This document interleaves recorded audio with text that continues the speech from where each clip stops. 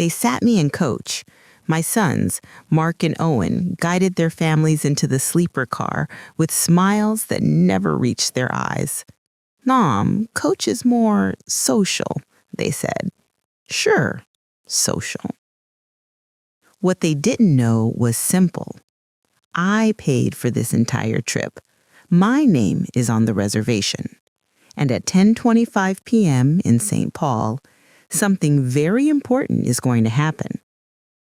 On the way north, my granddaughter showed me a group chat. Keep her and Coach. Switch rooms into our names at St. Paul.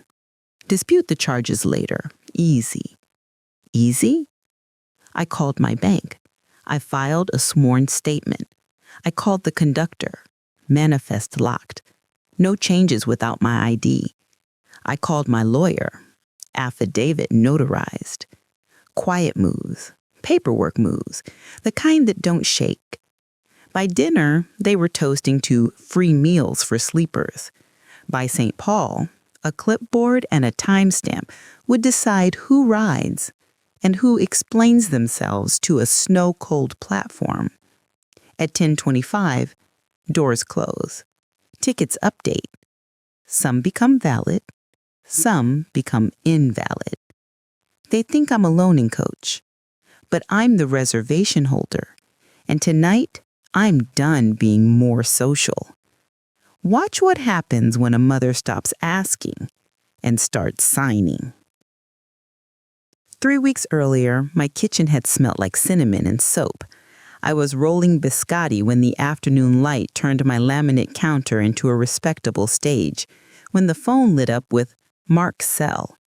I wiped my fingers on a towel and answered with the old habit of softening my voice for my children. "Hey, Ma." Cheer in his tone. Sunshine in January. "You sitting down?" I said, "If I sit any more, I'll turn to stone."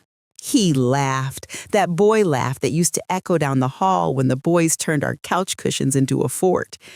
"Okay, big idea. We were thinking New Year's family trip. All of us, something classic. No airports, no hassle. The Empire Builder. Chicago to Montana. Snow out the windows. The kids will lose their minds." Through my window, the Madison sky was the color of notebook paper. I pictured a train curling along a white field, a dining car glowing like a lantern. I imagined Tessa's knit hat bobbing in the lounge car, JJ's nose pressed to the glass, Kayla counting barns like beads. I imagined my chair pulled up at a table that wanted me there. "That," I said carefully, because hope is fragile glass, "sounds wonderful." "Right? I found sleeper rooms with bunks and a real dining car. It'll be the week after New Year's. Prices are great. There's only one catch," he chuckled. "They want one person to handle the reservation. Can you, do the honors? We'll Venmo you." He said Venmo the way other men said someday. I looked toward the corner of the living room where the guitar case sat like a sleeping dog. Michael's guitar. He used to play gentle on my mind with a thumb and a smile that could stop a fight cold. The day we brought that Gibson home, the clerk said, "You take care of her and she'll take care of you." She had. "I can do it," I heard myself say. "Of course, honey." "Best, Mom, you're the best." His words warmed me like steam. "We'll make memories." When a person says will, listen for whether they mean you. After we hung up, I wrote numbers on the back of an envelope. The Amtrak website was friendlier than my pension. The chat agent was kind. For 3 family bedrooms and a roomette, plus meals, the total comes to $5,860. A deposit today of $2,900 holds it. Numbers don't scare me. I taught 7th grade sight reading. I once took a classroom of 12-year-olds through dotted quarter notes without losing a soul. But these numbers didn't hum. They scraped. Savings? I had some. Years of careful grocery lists and thrift store sweaters accumulate into a nest egg no one sees unless they need a nest. I had a coffee tin with bills folded in thirds, more than I would ever admit aloud. There were the farmers market Saturdays. People will buy a cinnamon roll wrapped like a gift, even when the world feels shaky. Still, $2,900. That afternoon, I took the guitar to Jim's Music and Pawn on East Washington. The bell over the door made the same sound it made when Michael and I had walked in the first spring we were married. We were 23. He'd played 3 chords and the store manager stood still just to listen. "What you got there?" Jim asked now, sliding his glasses down his nose. He was older than he'd been yesterday. So was I.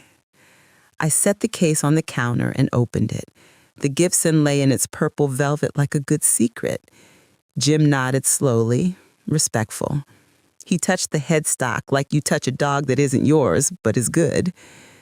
"Clean," he said. "Well kept. You don't see them go out the door much." My hands were steady. "What would you give me?" $800, he said, and then, seeing my face, "It's a fair number, Mrs. Hart. Market's weird." $800 for the nights when the boys fell asleep on the rug and we sang to the ceiling fan. $800 for anniversaries on the back porch when we were too broke for steak and too in love to notice. $800 for a rainy Saturday lesson to a neighbor kid whose mom paid me in soup. "Write it up," I said. I smiled at the guitar. "You behave." The deposit went through at 4:17 p.m. and the confirmation email landed like a bird. Reservation holder, Leela Hart. The names of my kids and grandkids lined up in a neat little grid. I printed it and put it under a magnet shaped like Wisconsin that always slides a little south. For a week, I baked like I was building a house. Cinnamon rolls, biscotti, lemon breads, everything that made the kitchen warm even when I turned the thermostat down. I walked to save the bus fare and told myself winter was good for the knees. I took in 2 hemming jobs from the widow down the street and made her tea while she told me how quiet her house had gotten since her sister moved to Florida. I said, "Quiet is good for listening," and she cried and laughed at the same time. Between the market and the tin, I had enough to pay most of the rest. I put the final amount on my card and pressed submit with a little prayer I didn't bother addressing to anyone by name. Some prayers are just the sound of your breath. It went through. I watched the little circle turn and then become a check mark. I'd been holding my breath and didn't realize it until I exhaled. Travel morning was iced blue and bright. Chicago Union Station looked like an old movie set a crew had polished overnight. I wore my navy wool coat and the scarf Tessa knitted last winter, mint green, unruly, and felt like a person with a destination. "Mom, there you are." Mark's hug smelled like expensive shampoo and deadlines. Owen arrived with a rolling suitcase that looked like it cost more than my couch. Brooke had nails so shiny you could see the ceiling in them. Ashley wore a puffer jacket the color of money. "Tickets?" Owen asked. I held up the folder. "All here, printed and digital." "Queen of logistics," Brooke said, already scanning the big board. "Okay, sleepers are this way." It started small, little kindnesses withheld, while big kindnesses were expected. At check-in, the agent asked, "Miss Hart, do you want the family bedroom A?" Before I could answer, Ashley said, "Give the kids the big room. She likes quiet." She didn't look at me when she said it, the way you talk about the weather when you don't plan to go outside. We posed for a photo by the statue. I raised my phone and Owen said, "Maybe have Simon take it. Your angles." I handed Simon the phone and told myself it was nothing, the way you step around a puddle and tell yourself you were going that way anyway. When the train slid into the platform, sleek and taller than I ever am, the kids bounced on their toes. JJ pressed his nose to the window. Kayla counted the cars and lost track at 9. Tessa stood at my elbow. 17 is a fragile country, the border between storybooks and headlines. "You okay, Grandma?" she asked. I'm going to have coffee in a moving diner. I'm more than okay. We filed down the platform. The porter nodded and pointed with 2 fingers like my father used to at church. Family bedrooms to the left, coach to the right. Right for you, Mom, Mark said, gentle but firm. Just while we figure out who's where. I didn't fight. You learn as a mother when to save your breath. Motherhood in its truest form is a long exhale. In coach, I folded my coat, set my bag, and watched their backs disappear into sleeping car B. The door slid and sealed with a sound like a secret.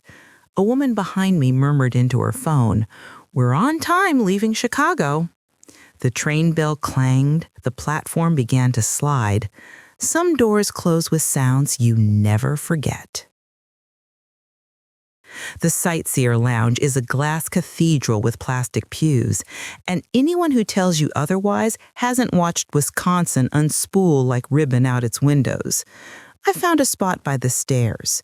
A father taught his boy to play gin wummy and pointed at a barn as if it were Notre Dame.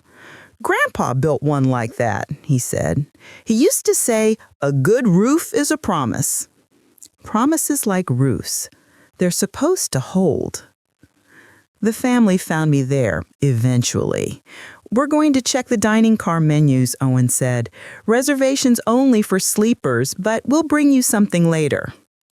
Later is a word that lives in a motel with maybe. "Text me what you want," Mark added. He said it like a favor. JJ tugged at my sleeve.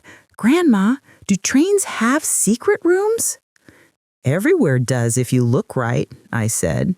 He grinned, satisfied in that boy way, and ran off to count pine trees. Children count what they can to make the world behave. Tessa lingered. She hugged herself against a cold that wasn't in the air. "Grandma," she said, voice low, careful, "if I tell you something, can you, breathe first?" "Breathing's my specialty," I said. "I taught clarinet." She bit her lip and took out her phone. "I don't go looking for people's worst selves. You can find them too easily, but sometimes they sit down at your table and invite it and order dessert." On Tessa's screen, a group chat titled "Drama-Free Rail Trip." The names at the top read like a guest list. Mark, Owen, Ashley, Brooke, photos with tooth-white smiles. The last messages stamped yesterday, 11:42 p.m. "Get Mom to put rooms in our names just in case. She's reservation holder right now. Can we swap later? Conductor said it's possible. We'll help her at St. Paul. We'll dispute charges after. She didn't approve the upgrades. Easy. No group activities. Everyone do your thing. Keep her in coach, less drama. If she gets pushy, say she looks tired." The words swam. The lounge car noises got sharper like a bad recording. Forks clinked, a baby fussed, the tracks thudded listlessly under us. Thump, thump, thump, thump. Some part of me, the teacher part, noted their grammar was as lazy as their ethics. "Grandma?" Tessa's hand touched mine. "I told them it was wrong. They said I was being a kid." I took a breath. Then another. The breaths went down rough like swallowing a dry pill. My palms were steady when I gave her phone back. "Thank you," I said, "for telling me. That's brave." Tessa swallowed. "What are you going to do?" I looked out at a field where a single tree stood like an exclamation point in the snow. Something simple and something final. Dee, the sleeper attendant, found me an empty roomette to sit in for an hour when she realized my sons had parked me in coach. She had the particular kindness of people who do their job for the right reasons. "Honey, you can make your calls in here," she said. "The door slides. Nobody will bother you." People think revenge is loud. It's not. It's a paperwork voice and a pen that doesn't shake. First, the bank.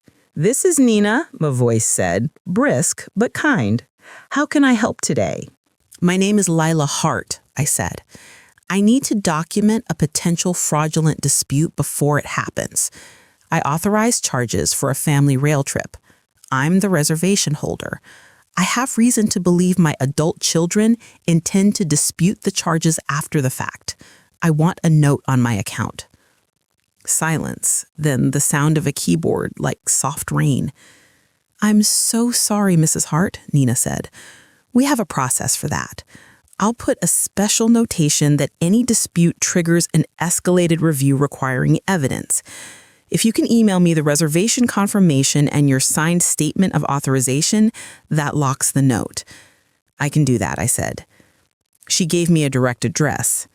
"I've seen this before," she added, voice tighter. "I wish I hadn't." "Me too," I said. Second, Amtrak. The conductor's office, Mr. Alvarez. His voice had hospitality steel. "Mrs. Hart, D radioed me. How can I assist?" "I'm the reservation holder," I said. "I want to lock the manifest. No name changes, no transfers without me present, and I want it noted that any modifications require my in-person ID." "That's easy," he said. "We do that for school groups all the time. I'll flag your PNR. Anything else?" "When we reach St. Paul," I said, "can we talk in person?" "We can. We'll be there around 10 tonight. I'll come by." Third, my attorney, Mr. Halverson, who handled Michael's will and sent me a Christmas card every year with a picture of his labradoodle in a scarf. "Lila," he said, concerned, "is everything all right?" "I need a sworn statement ready to notarize that I paid for and authorized the trip, and I need a template letter from my sons regarding boundaries around consent and money. Not dramatic, just clean language." The click of a pen. "I'll email it in an hour. Most stations have a notary near the ticket office." "You doing okay?" "I'm doing better than I was an hour ago." Once the calls were done, I stared at my hands. After Michael died, my hands shook when I had to sign anything more serious than a birthday card. Today they looked like they belonged to a woman who knew where she was going, which is to say, they belonged to me. By sunset, the windows were black mirrors. The dining car glowed. The smell of pot roast and dinner rolls threaded the air. Dee found me a table by the window where the world slid like a secret. My family swept in. Laughs, wool hats, stories already forming for people I didn't know. "We'll handle the check," Owen said pointedly, not to me. "It's included," the server said, "for sleepers." Mark's smile had too many teeth. "Lucky us." I ate slowly, because good bread is for slowing. Once, when the boys were small, we took them to a fair where a magician pulled ribbons from his sleeve. Red, blue, gold. Tonight, the ribbon was time, and I let it run. After dinner, the kids ran to count Christmas lights on farmhouses. Tessa stayed.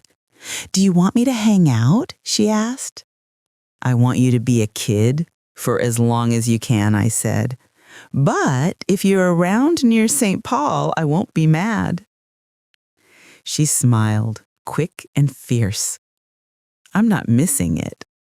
When the train slid into St. Paul at 10:02 p.m., the platform lights reflected off snow like spilled sugar. The PA cracked and called us by our new names for the night.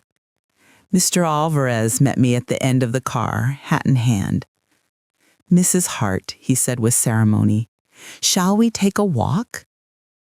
He had a clipboard and a kindness I will remember until I forget my own name. We stood behind a pillar where wind didn't bite. He showed me the manifest. "Your name is primary," he said. "I've flagged the PNR, no changes without your ID. If you want tickets invalidated for the non-primary adults, I need your consent right here. I'll timestamp it for 10:25. That's when doors close. If you want a private space on board for a conversation, I can make that happen." The paper under the clip said Hart, Leela, and then a neat list, Hart, Mark, and Heart, comma, Owen, and the spouses and kids. I signed where he pointed. My hand didn't shake. Do you need an escort present if they escalate? He asked. I need you to do your job, and I need you to treat me like I'm not crazy. We can do both, he said. On my phone, Mr. Halverson's email pinged. Subject, authorization statement plus boundary letter. The PDF was a clean page with my name at the top and the word affidavit that used to make me nervous and now made me feel like I had a building to stand in. I found the station notary. He stamped the page with a noise like a period. At 10:24, I stood by the window. In the reflection, Ashley laughed at something Brooke said. Mark checked his watch. Owen aimed his smile at a woman with a stroller and missed by 6 inches. At 10:25, the conductor's whistle blew. The doors side closed. Some locks make no sound at all. The important ones do. The text came first, rapid fire. Mom, can you bring your ID to the desk? They need to switch some names. We're trying to get you moved to a sleeper. They said only the holder can do it. Hurry, the kids are tired. Mom? I didn't reply. My feet knew where to go. They met me at Car B, a cluster of coats and impatience. Mr. Alvarez stood calmly at their edge, clipboard polite. Ma'am? He said to me like a password. We spoke. Finally, Mark said. Mom, there's a mix-up. They're saying the manifest is locked. It is, Mr. Alvarez said, professional. Per the reservation holder's request. Which is my mom, Mark said, relieved. So we'll just... And only the reservation holder can unlock it, Mr. Alvarez finished. Great, Owen said. He turned to me. Mom, unlock it. No, I said. I don't know what happens to air when a person expects one thing and receives another, but I felt the pressure change. Owen blinked. What? I'm not unlocking it, I said. There will be no transfers tonight or after. Mom, Mark's voice was a patient lecture. Don't be dramatic. We're just trying to get settled. You've been settled since Chicago. I saw you settle me in coach. Ashley rolled her eyes. Oh my God. Folks, Mr. Alvarez said, here are the options. You can purchase new tickets for coach or sleeper. Availability is limited. Or you can detrain and arrange alternate travel. We're at St. Paul for 5 more minutes. After that, the next major stop is Fargo. Purchase, Brooke spluttered. We already bought these. No, I said quietly. I did. That's not fair, Owen said, color rising. Fairness is a curve. You've been grading me on it for years. Ashley stepped forward, smile hard. If you don't transfer the rooms, we'll just dispute the charges. It'll be your word against ours. About that? And I held up my phone. Say hello to Nina, who has noted my authorization and attached my notarized affidavit to my account. Any dispute you file will be flagged for fraud review. What? How? Mark looked genuinely lost for the first time in his very competent life.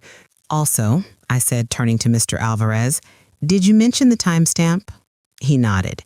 If the reservation holder signs to invalidate at 10:25, that's when tickets go dark, which is, he checked his watch, 2 minutes ago. As if he'd cued it from a booth, Brooke's phone buzzed. She looked at the screen, tapped, frowned. "It says invalid." "Mine too," Owen said. "This is ridiculous." He reached for my arm and then stopped, the word security hanging in the air between us like a coat on a hook. "Grandma?" Tessa's voice was small and big at once. She stood a few feet back, backpack over one shoulder. "Do you want me to come with you?" Ashley rounded on her. "You're coming with us." Tessa's chin lifted. "With people who made a chat to keep Grandma away? Who tried to scam her? No thanks." "Scam?"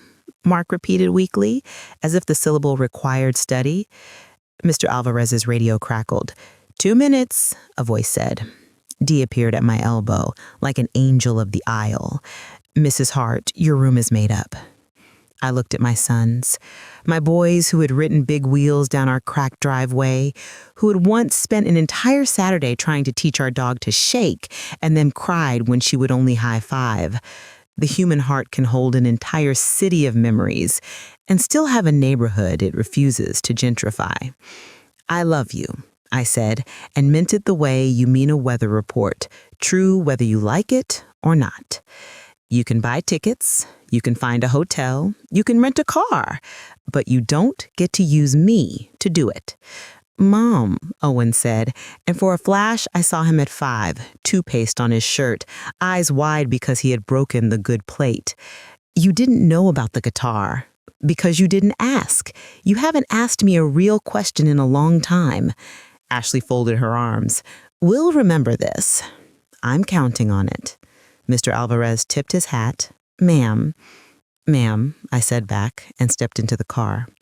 The door slid, the latch clicked, the train moved. After St. Paul, the world outside went quiet and dark in that way the Midwest knows by heart.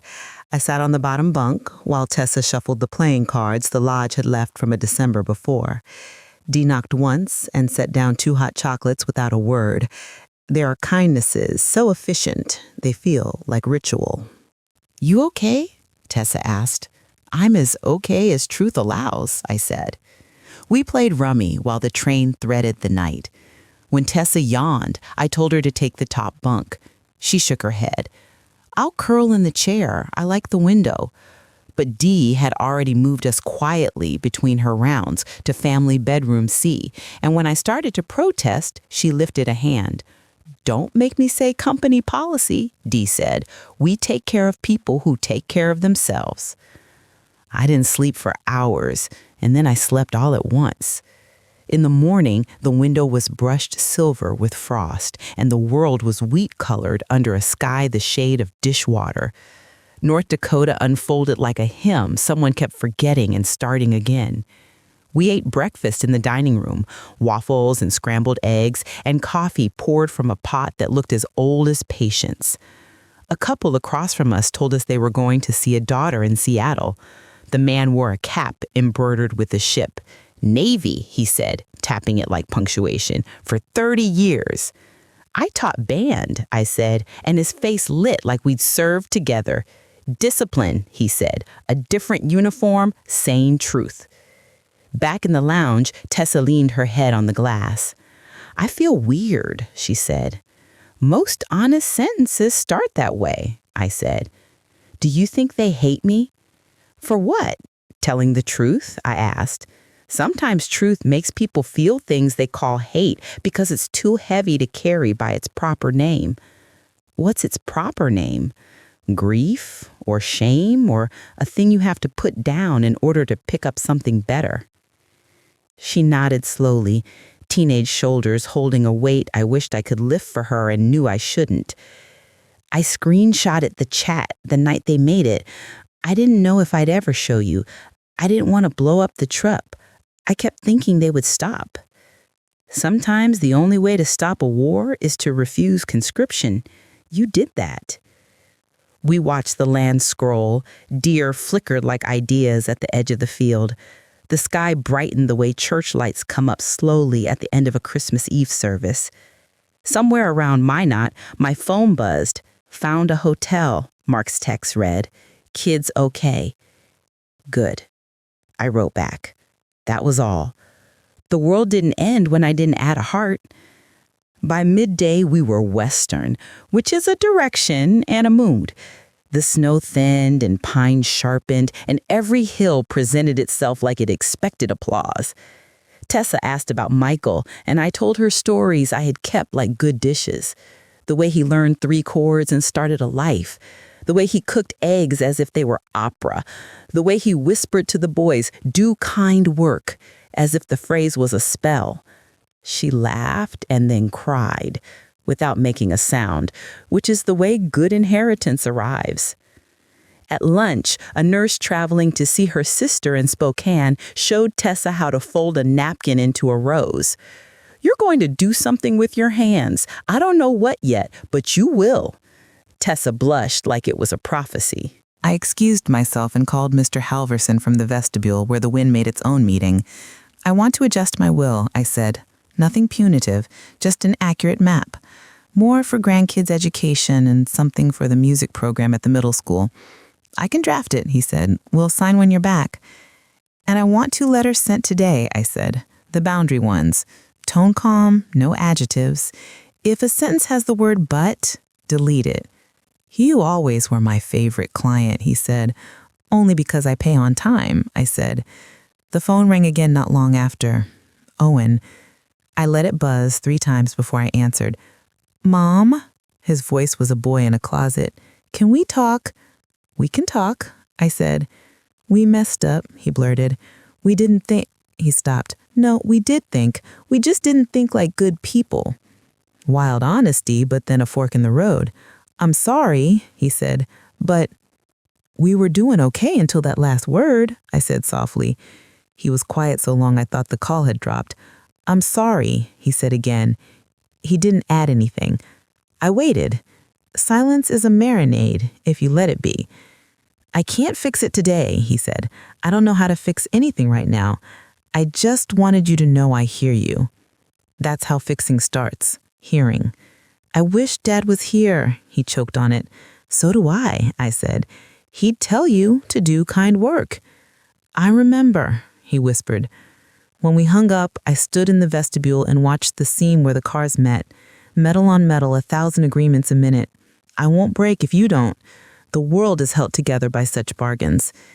By the time we rolled into Whitefish, the sky had drained to a color that wasn't quite blue and wasn't quite the inside of a pearl. The station looked like a toy someone had saved in its box for too many years. We stepped into air that tasted like peppermint. A retired park ranger and his wife ran the little lodge I had booked with a "We have a vacancy if you really do like winter" tone on the phone. The floors creaked like a lullaby. A yellow lab sighed under the front desk. "I'm Cal," he said. "This is June. We put the kettle on when the temperature drops below 25. It's our religion." They gave us a room with 2 beds and a view of pines that had signed a pact with the snow. June set mugs of cider in our hands like communion. "There's a guitar in this sitting room, left by a man who forgot what his hands were for. If you can remind them, he'd be happy." We slept a sleep like a punishment and a prize. In the morning, Tessa tried cross-country skis on a trail that polite people would call gentle and honest people would call a hill. She fell twice and laughed like falling was the point. I fell once and decided I'd donate my pride to the lost and found. We drank cocoa that made a mustache on both of us and took pictures only with our eyes. When we came back to the lodge, June had laid out a spread of town maps and handwritten notes. "There's a lady who makes hand pies on 2nd Street, she said. "Don't tell my doctor. He thinks I've given them up." "We make promises we don't intend to keep to the ones who want us to live forever," I said. She barked a laugh that sounded like a younger woman's. In the sitting room, I found the guitar. It wasn't a Gibson. It wasn't anything anyone took a picture of when it was born. But it had 6 strings and a neck, and a sound that waited politely to introduce itself.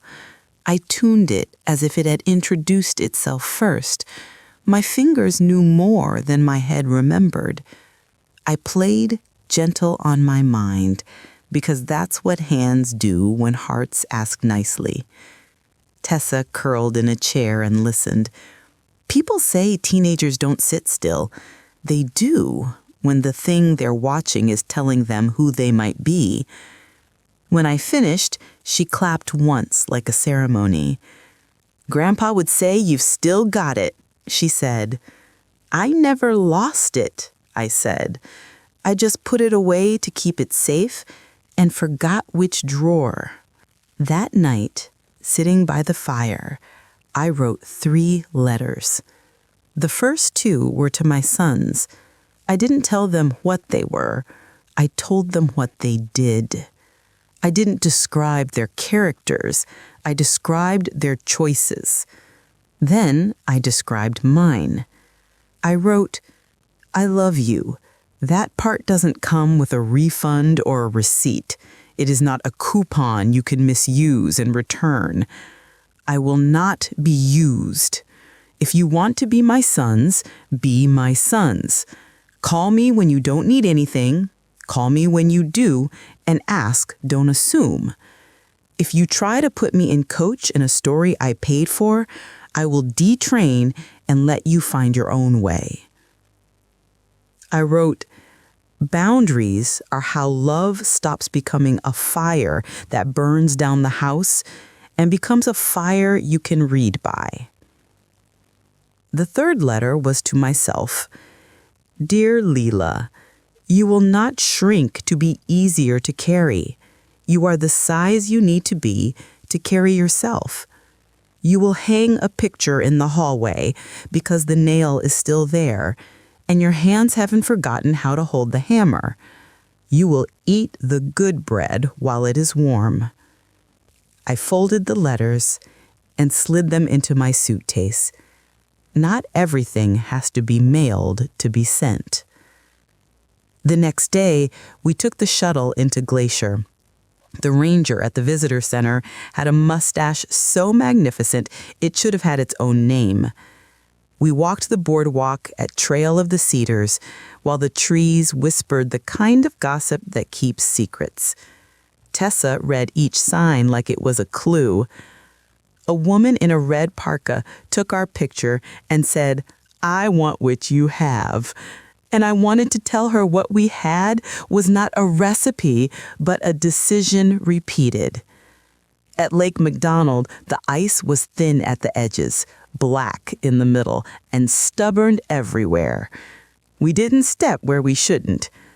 I told Tessa about a spring when Michael and I had come here without the boys, and he had assured me he could skip stones across the whole lake. He couldn't. He tried anyway. And everyone he threw made a sound like the word almost. We laughed until we took a nap on a blanket that collected every pine needle for miles. Do you miss him every day? Tessa asked gently. No, I said. I miss him in a way that doesn't watch the calendar.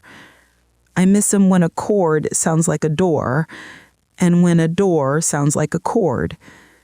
I miss him when a stranger has his posture, and when a recipe has his handwriting. I miss him when I remember something I haven't told him yet.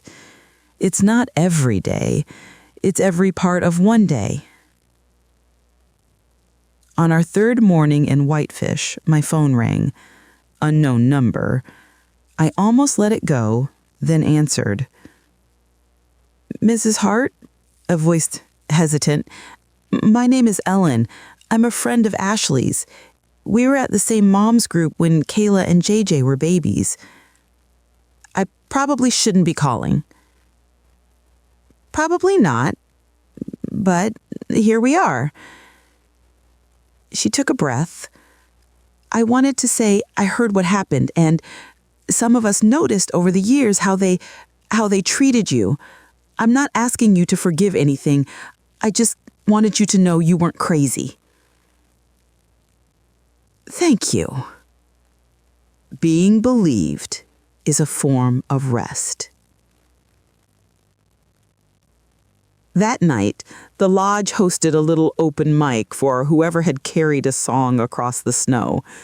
A kid with pink hair read a poem about the color of cold. A couple sang harmony on a song that might have been about a train and might have been about marriage. I borrowed the lodge guitar and sang the old tune about the mind and the river and the way you can be free of something without leaving it. When I finished, Cal clapped like the kind of man who knows what work looks like and isn't afraid to respect it. June pressed my hand and slipped me a post-it with a name on it. A luthier in Missoula. He finds old guitars for the right hands, she whispered. Later, Tessa knocked on my door. She had a look in her eyes I recognized from when her father found a baby robin and demanded we cancel the rest of the day to fix a problem that didn't want fixing. "Grandma, what happens now?" she said. "Now we keep the promises we made to ourselves." "To yourself," she echoed. "That letter." "I snooped," I said, and she reddened. "It fell. I didn't mean." "I'm not mad," I said. "I'm glad someone else will enforce it when I forget." She sat on the end of the bed.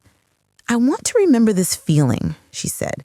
Like I don't have to be a translator between the adults and the truth." "You don't," I said. "You get to be a person, not a bridge. You can build a bridge when you choose, but you don't have to lie down and let cars drive over you." On our last morning in Montana, a text from Mark lit the screen before dawn. "Mom, can we FaceTime?" It was 5 a.m. back home. The times we choose to speak tell on us. We sat on the edge of our beds, hair unflattering, faces honest. The connection steadied, and there he was, my firstborn, in a hotel room so beige it might have been a waiting room for any kind of news. "I'm not going to explain," he said without hello. "It would just sound like excuses." "That's accurate," I said. "I'm sorry," he said. He looked down, then up. "No but. I keep wanting to say but. I won't." The apology hung in the quiet like laundry that might dry if we kept our weather to ourselves. "I appreciate that," I said. He told the kids what we did. We didn't make them think it was a mistake. We told them the truth. Kayla cried. JJ asked if you were mad at him. I told him you weren't. He wants to build a robot that never lets grown-ups do dumb things again. I will fund that. He smiled without his teeth. "I don't know how to fix this. Start with boring. Call me on Tuesdays to tell me nothing. Stop by when you don't need money or childcare. When you think of a joke, send it.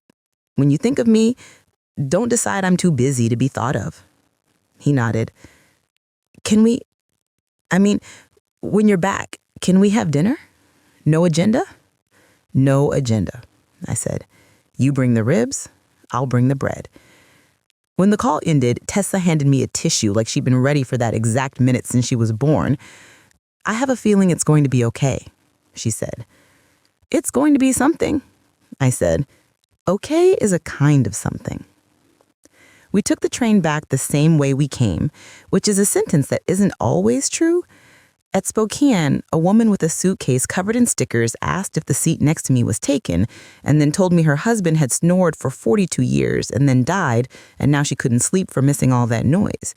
We told each other the jokes that people in waiting rooms make to teach themselves not to cry. When she got off in Fargo, we hugged like cousins. At St. Paul, the platform felt different. It will do that when you have a story with a scene in a particular spot. I looked at car B and thought of everything a latch can mean. D caught my eye through the window and tapped my heart. I tapped mine back. The train moved, and the city slid away with the dignity of a person who knows it will still be there when you remember the thing you forgot. By the time we reached Chicago, our suitcase zippers were stubborn in that particular end-of-trip way. Union Station was crowded with people looking for the right line to stand in for the rest of their lives. We stepped into the Echo and found the exit like salmon find the river. Outside, the air was something you could chew. I hailed a cab because my knees had voted early. As I pulled the door, I heard my name, Owen. He stood there with his hands visible, like he wanted me to know he wasn't holding anything dangerous, not even a defense. "Hey, Ma," he said. "Hey, son," I said. He didn't move to hug me. He did something harder. He stood still and let the truth stand with him.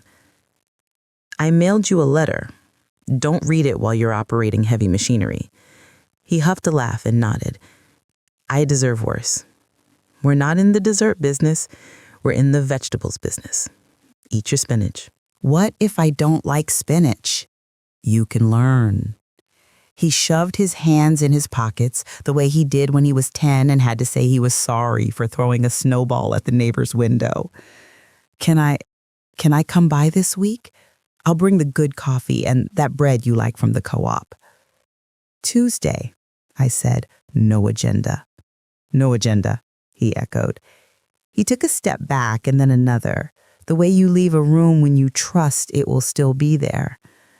Back home, the apartment looked like someone had taken care of it. It took me a minute to realize that person had been me.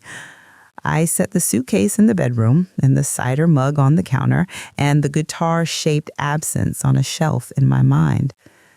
I opened the freezer and the cinnamon rolls I had made before the trip waited like a favor I had done for a future version of me. I put 2 in the oven and wrote a sticky note to myself and stuck it on the microwave. Practice is how we love a song. The doorbell rang. Mail. The estate documents from Mr. Halverson, printed on paper that felt like a decision. The college fund line for Tessa. The donation to the middle school music program in Michael's name. The beneficiary percentages shifted like furniture that finally made sense. I signed my name. I watched the ink dry. My hand looked like my mother's and like a stranger's and like exactly the kind of woman I had become. That night, I sat at the kitchen table with the window cracked and the radio low and the kind of quiet that is not lonely but earned. I opened my laptop and wrote a message into the little box on the site where the stories live. Tell me where you're listening from.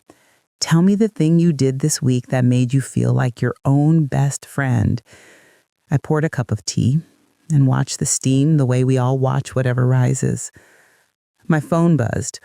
A photo from Tessa, a page of a college brochure with a sticky note.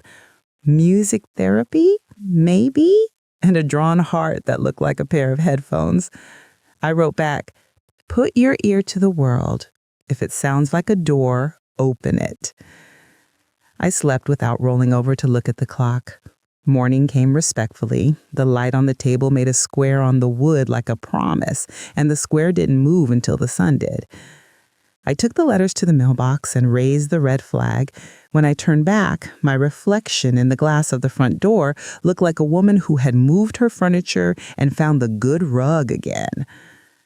On Tuesday, there was a knock at my door. 2 knocks, the second softer than the first. I opened it, and there they were. My sons, in coats that kept the wind off their chests, but not their hearts. Mark held coffee. Owen held bread. Behind them in the hallway, children's voices lifted up a story about a science project that involved toothpaste and soda. The world is relentless in its insistence on continuing. Come in, I said. We have spinach to eat. They laughed then. It came out startled and human. We sat at the table and talked about nothing for a long time in the exact way something is built. We did not bring up St. Paul on purpose. The name sat politely in the other room like an old uncle you're not ready to invite to the table, but you stopped locking out on the porch. Later, after they left, after the bread cooled and the coffee went half drunk, because that is how coffee should end, I pulled a chair to the window and laid the new guitar catalog on my lap. The phone number to the luthier in Missoula waited on the post-it stuck to the last page like a leaf that refuses to fall until it is sure winter is a real thing. I dialed. A voice with sawdust in it answered, "Shop? Do you ever find instruments for people who remember what their hands are for?" I asked. He laughed. "The good kind. Sometimes I help the instruments find the people." "I'm one of the people," I said. "Then we're halfway there." We talked about wood and stories and budgets and the way a sound can fit a room or a rib cage. When I hung up, I felt like someone had handed me a small wrap box and told me not to open it until my birthday, even though my birthday is in July. Evening pooled in the corners.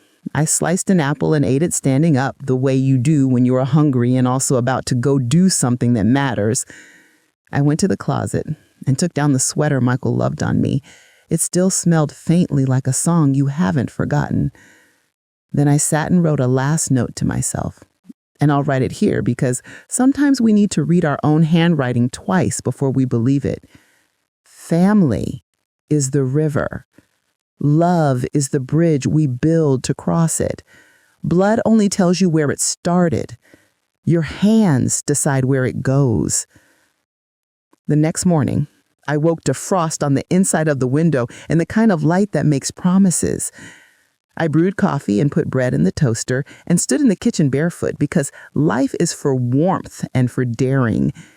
The mail slid through the slot and fell like a suggestion. I opened it, and there, among the ordinary envelopes, was a postcard from Whitefish with a photograph of a mountain that did not apologize for being taller than everything else.